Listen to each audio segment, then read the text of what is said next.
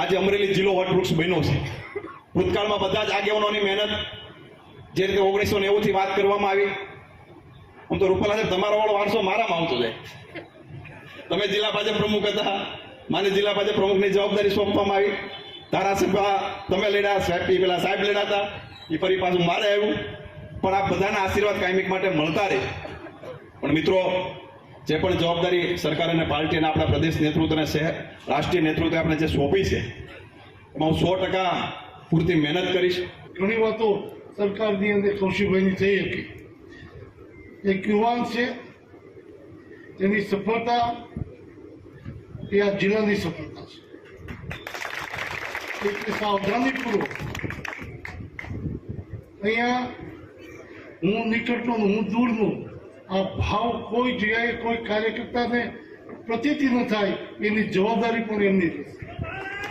અને એમને વિશ્વાસ છે કે ભારતીય જનતા પાર્ટીના શીર્ષ નેતૃત્વના માર્ગદર્શનમાં આ સફળતાપૂર્વક પાર પાડશે અને સફળ થાય એની ખૂબ ખૂબ શુભેચ્છા પાઠવું છું। અત્યારે તો ભાઈ કૌશિકભાઈને અભિનંદન આપવાની સાથે પુણ્ય સ્મરણ કરું છું કે કાંતિભાઈ વેકરિયા એ મારી પદયાત્રાનો સળંગ યાત્રી એક પૈકીનો એક યાત્રી એ કાંતિ વેકરિયા।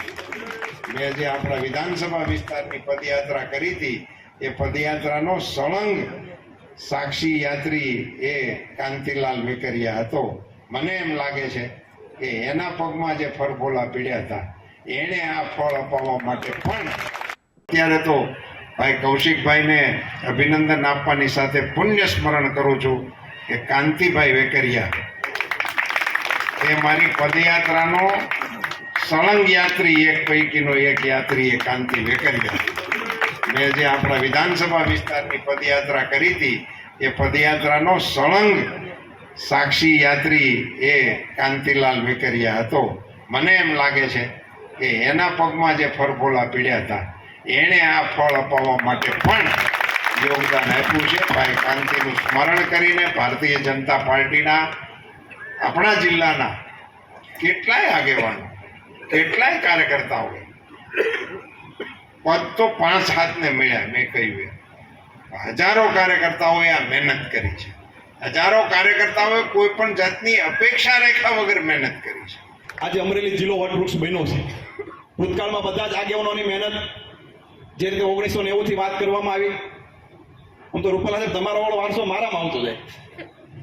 તમે જિલ્લા ભાજપ પ્રમુખ હતા, માને જિલ્લા ભાજપ પ્રમુખની જવાબદારી સોંપવામાં આવી, ધારાસભ્ય તમે લડ્યા, સાહેબ લડ્યા હતા, એ ફરી પાછું મારે આવ્યું, પણ આ બધાના આશીર્વાદ કાયમિક માટે મળતા રહે। પણ મિત્રો, જે પણ જવાબદારી સરકાર અને પાર્ટી અને આપણા પ્રદેશ નેતૃત્વ અને રાષ્ટ્રીય નેતૃત્વે આપણે જે સોંપી છે એમાં હું 100% પૂરતી મહેનત કરીશ।